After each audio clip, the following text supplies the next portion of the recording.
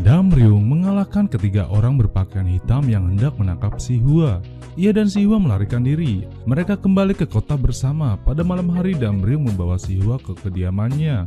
Sayangnya mereka terlihat oleh anak buah bangsawan Yang. Ia langsung melaporkan mereka. Bangsawan yang senang karena rencananya berjalan lancar.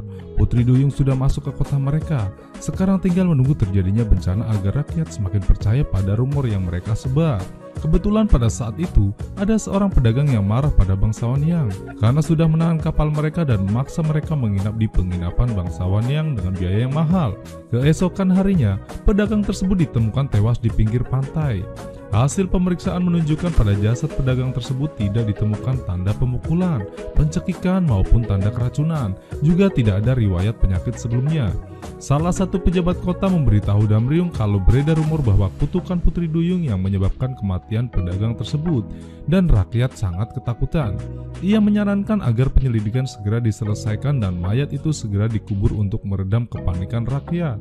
Tapi Damryung berkata belum jelas apakah kasus ini disebabkan oleh kutukan Putri Duyung atau rencana yang dirancang seseorang untuk memanfaatkan rasa takut masyarakat. Ia akan mengungkap kebenarannya dan sampai saat itu tiba, mayat korban tidak akan dikubur. Ia memerintahkan para pejabat dan tabib menyelidiki kasus ini. Selir bangsawan Yang, Hong Nan, mendatangi kantor Damryung dengan membawa seorang syaman dan diikuti beberapa penduduk. Ia berkata syaman tersebut mengatakan ada Putri Duyung jahat yang bersembunyi di kantor wali kota. Ia memerintahkan untuk menggeledah kantor Damryung. Pengurus kediaman Damryung menolak karena Damryung tidak ada di tempat. Tapi ia gemetar ketakutan saat Hong Nan berbisik mengancam akan membunuhnya. Seorang pengawal berlari melapor pada Damryung. Damryung langsung memacu kudanya meninggalkan si pengawal yang malang. Si Hwa sedang menunggu di kantor Damryung. Ia menatap keramik bergambar seorang pria berpakaian modern bersama Putri Duyung. Ia teringat Damryung memperlihatkan keramik itu padanya semalam. Damryung bercerita dalam mimpinya, ia hidup dalam dunia yang aneh dan Si Hwa juga ada di sana. Ia menggambar dirinya dan Si Hwa dari apa yang ia lihat dalam mimpinya. Dan satu hal yang pasti, semua yang terjadi sekarang juga terjadi pada masa itu. Sungguh aneh bahwa takdir ini terulang kembali. Hong Nan dan para pengikutnya menerobos masuk kantor Damryung membawa sebuah ember berisi air. Ia ingin mengungkap wujud Si Hwa sebenarnya. Sementara, Damryung terus berpacu untuk menyelamatkan Si Hwa. Si Hwa menoleh saat mendengar pintu dibuka. Dan di masa kini, Jeonjae memacu mobilnya menerobos pos pemeriksaan. Ma Da-yong berkata pada Sim Chung kalau ia datang untuk bertanya-tanya mengenai kasus pembunuhan di rumah sebelah dan ingin masuk sebentar. Untunglah Jeonjae tiba tepat pada waktunya. Da-yong menutupi wajahnya dengan payung hingga hanya sebagian kecil wajahnya yang terlihat. Jeonjae meminta Da-yong memperlihatkan kartu pengenal polisi. Da-yong tersenyum lebar, lalu ia berlari kabur begitu melihat dua polisi betulan menghampiri. Jeonjae memberitahu mereka mengenai Da-yong yang mencurigakan. Tapi bagi kedua polisi itu, Jeonjae lebih mencurigakan karena menerobos pos pemeriksaan. Polisi meminta Jeonjae memperlihatkan KTP-nya. Jeonjae menyerahkan salah satu kartu penyamarannya. Ia melihat detektif Hong di depan pagar rumahnya. Ia cepat-cepat berdiri membelakangi agar wajahnya tidak terlihat. Meski begitu, detektif Hong merasa familiar dengan postur Jeonjae dan mulai berjalan mendekati. Untunglah walkie-talkie-nya menyala memberi informasi ada seorang yang melihat Ma Da-yong di Oksodong, dan ternyata informasi itu berasal dari Namdo. Di dalam, Chung melihat ada luka di tangan Jeonjae. Ia terlihat khawatir, lalu ia bertanya kepada Jeonjae. Jeonjae kemudian menarik tangannya lalu menegurnya karena membuka pintu sembarangan. Jeonjae berkata pada Sim Chung dan mengingatkannya untuk melindungi diri sendiri sebelum melindungi orang lain. Nyonya Kang menelepon Da-yong dan menanyakan kasus pembunuhan itu. Nyonya Kang memarahinya agar tidak membuat keadaan bertambah rumit. Da-yong hanya harus melakukan apa yang ia suruh karena Da-yong sendiri tahu kartu apa yang ia pegang. Ji-yun kebetulan lewat dan mendengar ibunya sedang berbicara dengan seseorang di telepon. Ia terkejut mendengar ibunya menanyakan apakah orang itu sudah menemukan Jeonjae dan meminta orang itu mengirimkan alamat Jeonjae melalui SMS. Dengan berpikir cepat, Ji-yun memanggil ibunya dan meminta dibuatkan makanan. Ibunya menaruh ponselnya dan pergi ke dapur. Ji-yun cepat-cepat mengambil ponsel ibunya. Ketika ada pesan masuk, ia menekan password dan membaca alamat Jeonjae. Kemudian, ia masuk ke dapur dan berkata ponsel ibunya tadi berbunyi. Nyonya Kang hendak meraih ponselnya, tapi Ji-hyun pura-pura tak sengaja menjatuhkan ponsel ibunya ke dalam baskom berisi air. Nyonya Kang kaget dan menegur putranya karena tidak hati-hati. Ia membuka ponselnya namun ponsel itu sudah rusak. Ji-hyun meminta maaf. Ia berkata ia akan membelikan model terbaru untuknya. Keesokan paginya, si A datang ke rumah Jonjai. Ia ingin memberitahu Jonjai apa yang ia kerjakan akhir-akhir ini, tapi Jonjai sama sekali tidak mempedulikannya. Jonjai menyerahkan sebuah ponsel baru untuk Chung. Chung tidak tahu apa itu ponsel. Jonjai mengajarinya untuk menekan angka 1 lama hingga suaranya terdengar. Chung mencobanya. Jangan menekan sembarangan, tekan itu ketika kau berubah pikiran, ketika kau ingin mengatakan semuanya kepadaku. Kau boleh menekannya hanya pada saat itu. Jonjai juga memberi kartu bis. Ia berkata sekarang Chung boleh pergi. Biarlah sampai nanti kita yang berikutnya di hari pertama salju turun, karena ada sesuatu yang ingin kukatakan padamu. Jonjai menyuruhnya mengatakan sekarang. Chung malah tersipu.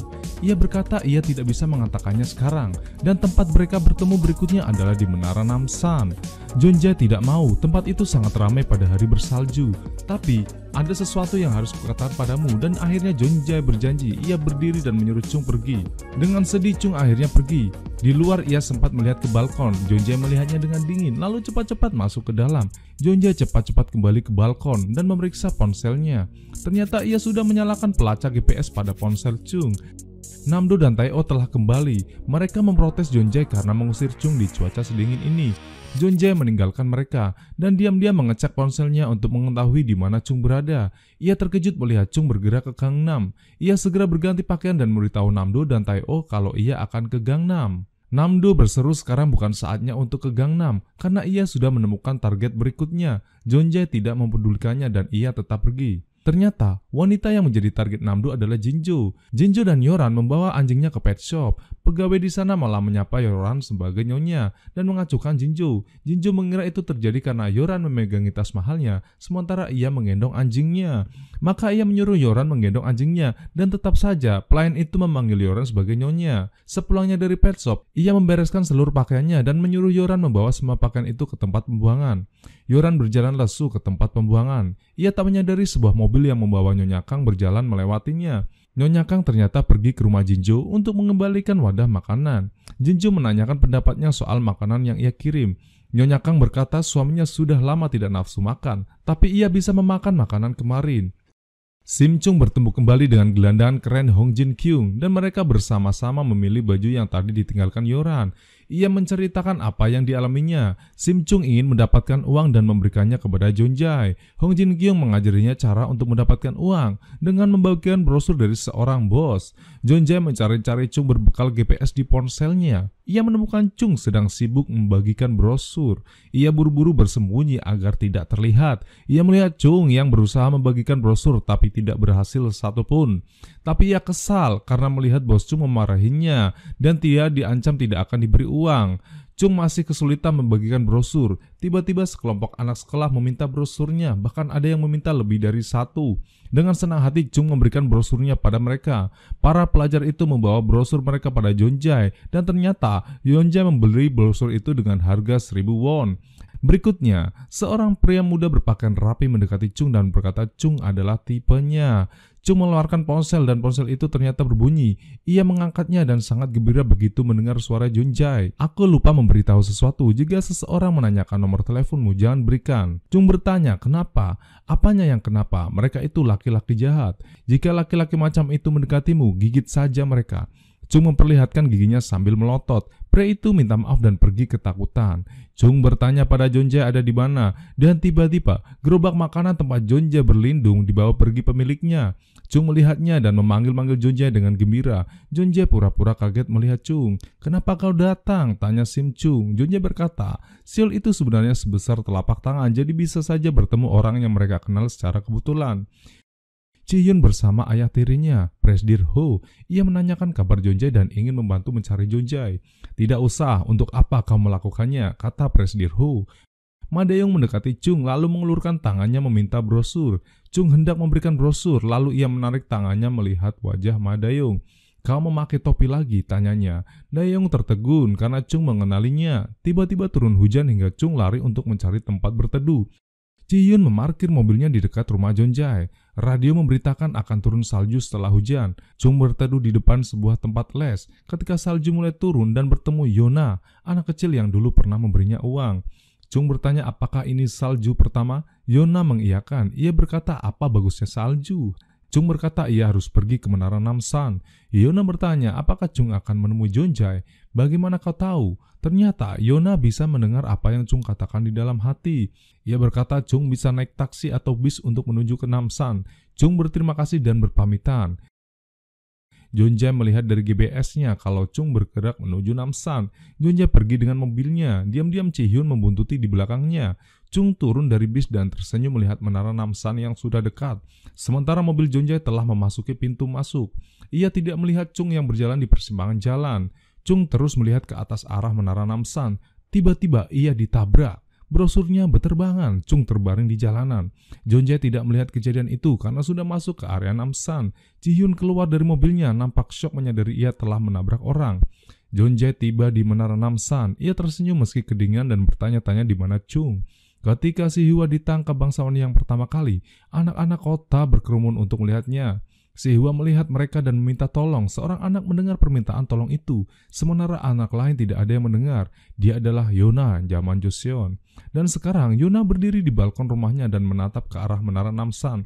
Ibunya bertanya apa yang dilakukannya di sana. Ibu, ada orang yang meminta tolong, katanya menunjuk ke arah Namsan. Ibunya tidak mengerti apa yang dibicarakan Yona dan menyuruhnya segera masuk untuk belajar.